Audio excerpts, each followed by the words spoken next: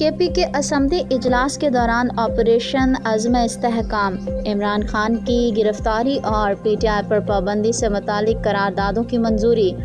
جویا news net work plus کے پشاور سے نمائندے نادر خان کی رپورٹ کے مطابق گزشتہ روز کے پی کے اسمبلی اجلاس کے دوران آپریشن عزم استحکام اور عمران خان کی گرفتاری اور پی ٹی آئی پر پابندی سے متعلق قراردادوں کی منظوری لے لی گئی۔ تفصیلات کے مطابق پہلی قرارداد میں آپریشن عزم استحکام کے خلاف قرارداد صوبائی وزیر قانون نے پیش کی، جس میں آپریشن کی مخالفت کرتے ہوئے کہا گیا ہے کہ عمران خان واضح کر چکے ہیں کہ آپریشن مسئلے کا حل نہیں۔ وفاق کسی بھی فیصلے سے پہلے صوبائی حکومت کو اعتماد میں لے۔